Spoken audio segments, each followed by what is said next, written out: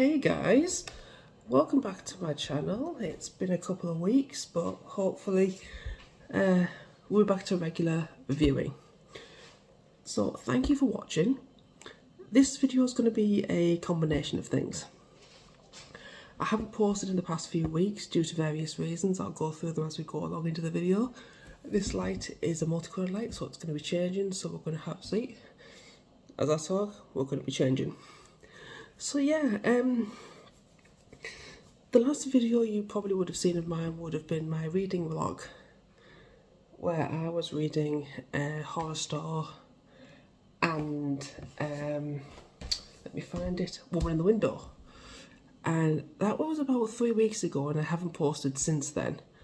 Like I said, a couple of things have happened. One, I actually did do a vlog after that, for the week after that, but it was terrible. Like, I'm talking, it's even below my standards of terrible, which is very low. I didn't think it was good enough to put out, and so I didn't do so for basically losing the subscribers that I already have. So I didn't put it out. I also haven't done a end of March's wrap up, and I haven't done my TBR for April. The videos that I was going to put up, I didn't film them because, well, at the end of March to now basically, I have been extremely ill. I've been having a really bad cold, flu, but I'm talking to the point where, like, I couldn't get out of bed. Bringing things up, let's put it in a nicer way. Coughing constantly. If you hear me cough, I've still got it, and it's pretty bad. My entire family have it now, apart from my husband. So it's yeah, it's going around. But like, I'm talking like I was bedbound for the start of April. Wednesday was my birthday. I felt a little bit better on my birthday, but the day after that, I was gone. It was strange. I felt well enough to actually get up, open my presents, you know, things like that, but it just went downhill so quick. So what I'm going to do is, like I said, I'm going to do a combination of things. This is going to be a combination of like a vlog. It's also going to be my wrap up for March. I may also give you what I want to finish in April as well. I do have a couple of things going on. Well, I do have one major thing going on. Won't be clear because my birthday, because my birthday is already done. There's one major thing out the way. I turned 30, which is scary to say. But yeah, so first things first, we'll get the books out the way with. So I failed my TBR badly. I failed.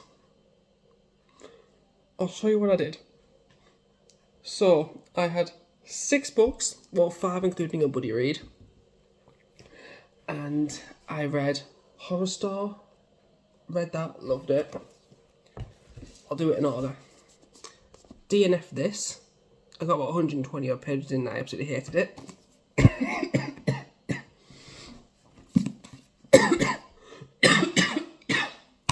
So yeah, I told you this cough's awful. I read Cuckoo's Calling by Robert Galbraith, aka She Who Must Not Be Named. I enjoyed it. I thought it was a great book. Thoroughly enjoyed it. Loved it. Gave it a 4 stars. Oh, sorry, I also give Horror Store 4 stars as well. I am currently reading this. This is my buddy read with Chrissy from Chrissy Fuhrie. I am currently reading this and I am loving it. I got to page 90 and I got to there, and I believe it was around the 31st of March, and I was going to pick it up because I had a week off for work, but I got extremely ill, and it was to the point where I couldn't read, I couldn't do anything. All I was doing was just falling asleep all the time. Imagine COVID, all the COVID symptoms, but didn't have COVID. It was brutal. in parts. And yeah, it wasn't great. And yeah, that's all I managed to read. So I managed to read 2 whole books, 90 pages of this, and I didn't get to the Atlas 6, which I was so excited for. And I also didn't get to The Jigsaw Man by Nadine Matheson, which I was ridiculously excited for as well. So I am gutted. So I'm going to put them 2 back on my shelf, the Atlas 6 and The Jigsaw Man. I am going to finish off this. This is going to be part of my April reads now. So yeah, that's the first part out the way with. The next part, I'm going to show you what I got for my birthday. So hold that thought. I'm going to grab them and I'll be back with you in 2 minutes. Right, okay, so I got my book haul here. I did get 9 books. They weren't just off my birthday. I did get 7. Yeah, I got 7 for my birthday. And then I got 2 others at different periods during the period between which you've seen me last.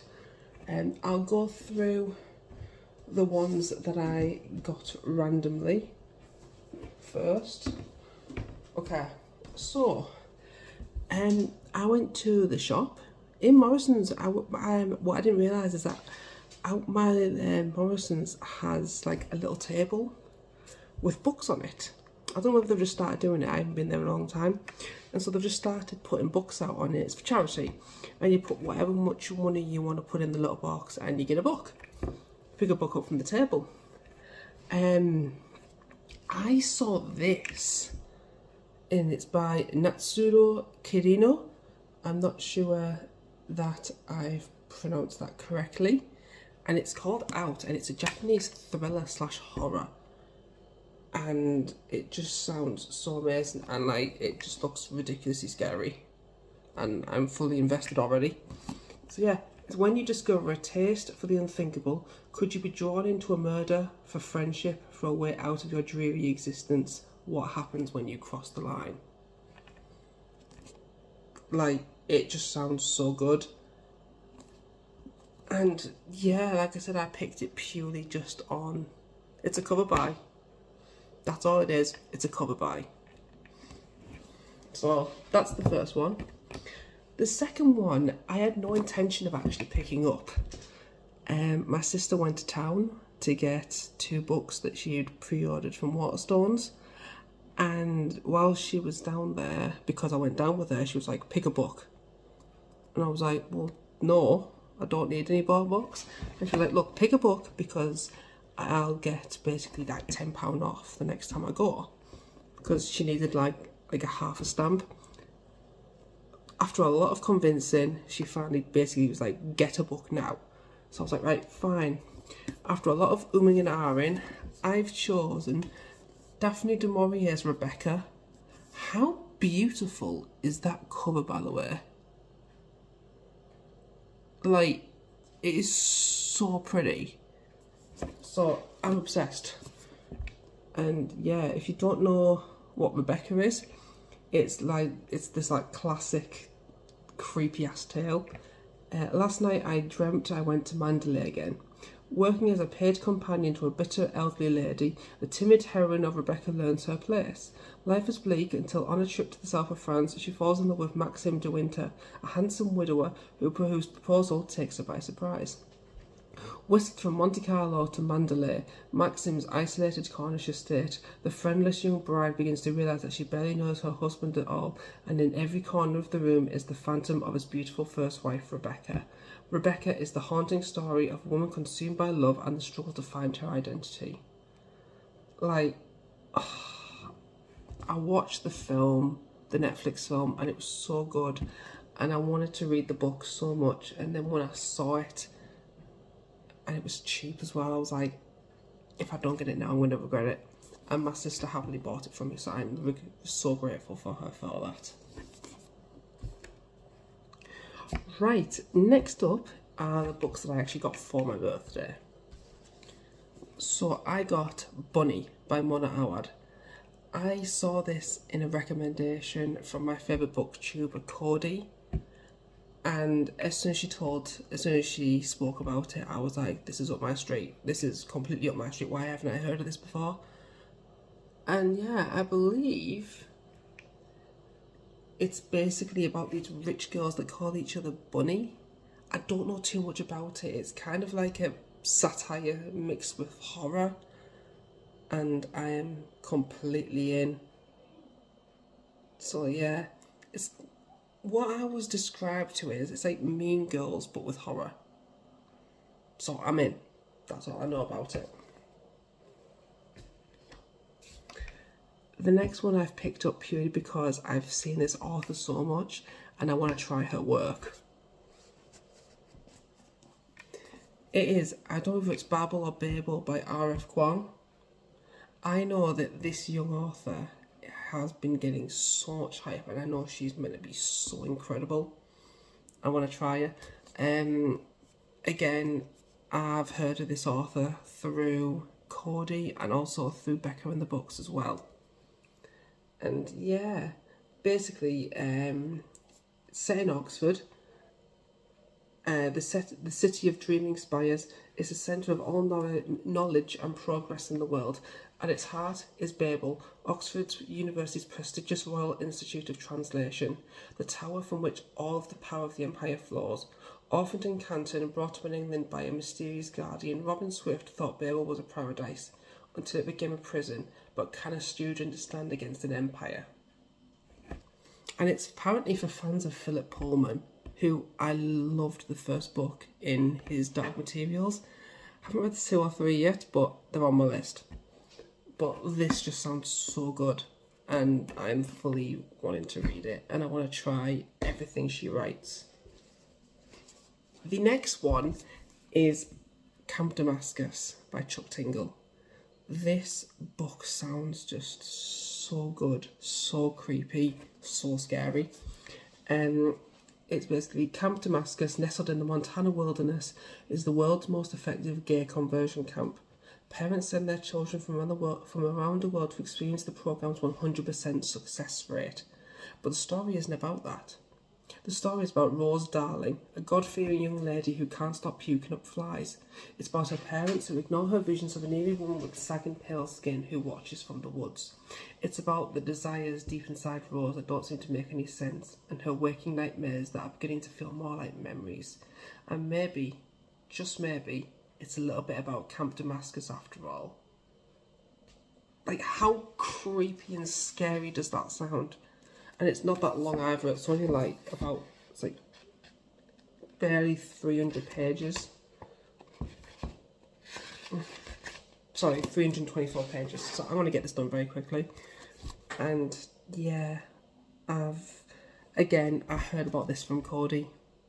Like, I'm pretty sure I get like 90% of my book recommendations from Cody now. But yeah, this sounds amazing and I have to read it. These next 3 are the All Souls trilogy. So we've got The Discovery of Witches, Shadow of Night, and the Book of Life. I don't really know too much about these, but I know that they're like witches, demons, vampires. There's a manuscript which holds the key, which holds the secret, and I'm pretty sure there's a love in it as well, which I'm not that fussed about, but I have heard that the books are meant to be so good, and I can't wait. And there is one more that I have to show you. Board Game Werewolf. I got this purely on the cover by. It just sounds so ridiculous, so much fun.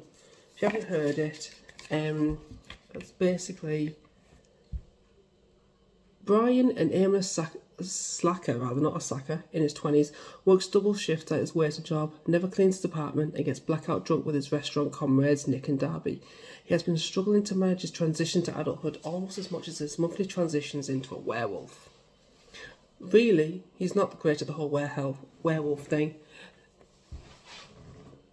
Sorry. and his recent murderous slip-ups have caught the attention of Tyler, a millennial wear entrepreneur determined to explore the exponential growth market in the methodical wellness market. Tyler's got a plan and he wants Brian to be a part of it, and weirdly his brand of self-help punditry actually encourages Brian to shape up and stop accidentally marking out bad tippers at the restaurant as potential monthly victims. But as Brian gets closer to Tyler's pack and drifts further away from Nick and Darby, he realises that Tyler expansion plans are much more nefarious than little lupine enlightenment. Like, it sounds so much fun. And it just sounds a little bit stupid as well, which is kind of what I'm going for at the moment. And I love this as well. This little, basically like what the book's for. This book is for anyone who has ever cried in a walk-in refrigerator. Yeah, I have. My waiter job was intense when I used to work in a hotel, and my boss absolutely hated each other. Me and my boss hated each other. So I've done that. I've cried in the walk-in refrigerator, and I probably had to get out because probably one of the chefs found me in there as well. But yeah, I can relate to that. But yeah, they're the books that I received, and so yeah, I am going to start reading them as well. Also, there is one more important thing as well. I have mentioned Codie already a couple of times in the books. Sorry, in this video. She did something so incredible for me on my birthday. We'd never spoke before. I had just done a little random comment on her newest video. It was basically just say like, Codie, you're back. Welcome when you come back, Queen. That's all it was. I wasn't expecting anything. On my birthday, she replied, obviously to say thank you. And I may have kind of like freaked out, and you can probably see the exchange on her like YouTube video. It's a little bit embarrassing on my part because I basically fanned out, and she ended up following me and subscribing to the channel, which is insane because like I never thought I would have someone who I look up to on BookTube even see this channel, let alone subscribe. And I never thought I would get to speak to her. So, and I'm trying not to freak out while saying this because you never know, she may even watch this in future. So yeah, I just want to say, obviously, I thank you. This is the thank you for Codie. It's just, it feels really special to know that, like I said, I've been watching her since, I would say, maybe 2020. It feels like it's been around there, and every video she makes is just so ridiculously funny, so just full of love, full of laughter, full of kindness. And yeah, I just want to say thank you to her as well for making these incredible videos, and to be an inspiration for upcoming booktubers that actually want to make something look as half decent as what she does. I'm not there yet. I still need to learn a lot of editing techniques. But yeah, I just wanted to say thank you to her for making my birthday so ridiculously special. And so yeah, thank you very much for watching this video. We will be back to our regularly scheduled programming at some point. Yeah, and I'll let you know what's been going on. Alright, and I will talk to you guys later on. Bye.